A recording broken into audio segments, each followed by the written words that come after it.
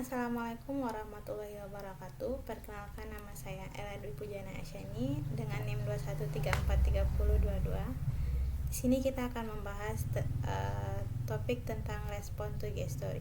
Ini merupakan bagian dari mobile programming lanjut.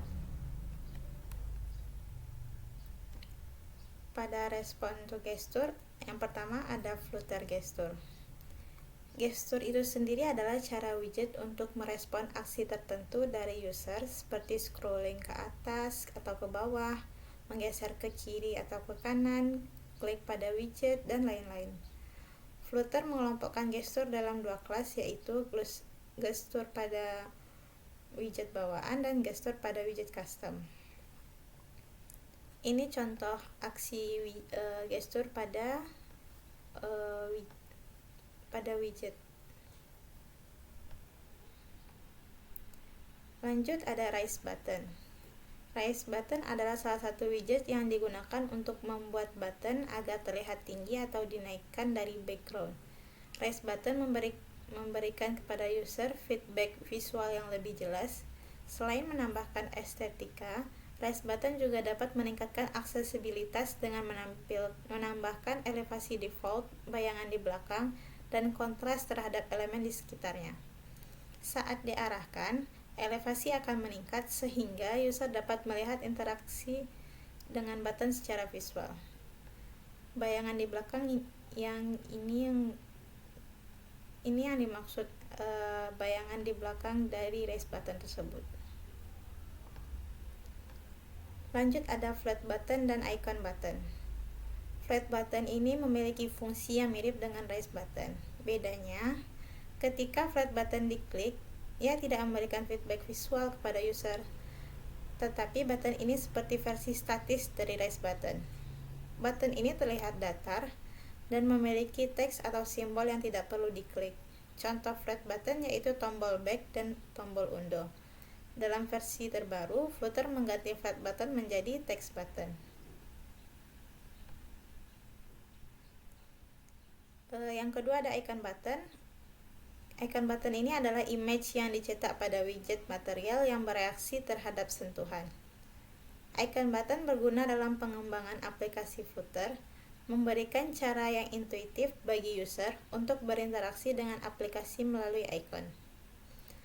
Icon button biasanya digunakan dalam field app bar action, tetapi juga dapat digunakan di tempat lainnya.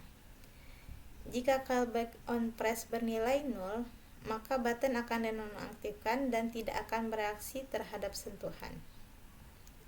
Ini merupakan beberapa contoh dari icon button. Lanjut ada floating action button. Floating action button itu dikenal juga dengan istilah FIAB. Ini adalah tombol bulat khusus dengan elevasi yang biasanya muncul di pojok kanan bawah layar. Dengan menggunakan floating action button location, user dapat menentukan posisi widget tersebut.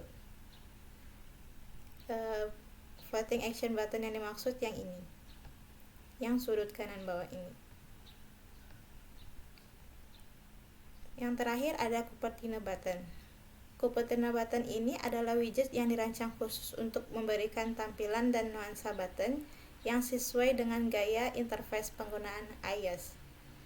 Button ini merupakan jenis button flat yang hanya tersedia pada pengguna iOS. Library button ini memiliki lebih sedikit widget dibandingkan dengan material karena gaya button pada iOS memiliki lebih sedikit varian dibandingkan button di Android. Meskipun begitu, button ini tetap dapat dimodifikasi. Ini salah satu bentuk contoh Cupertino button pada pengguna iOS. Lanjut ada custom gesture. Custom gesture adalah cara Flutter untuk menentukan dan mengenali interaksi user yang tidak termasuk dalam gestur bawaan yang ada. Custom gesture memungkinkan developer untuk membuat gestur yang lebih unik dan fleksibel.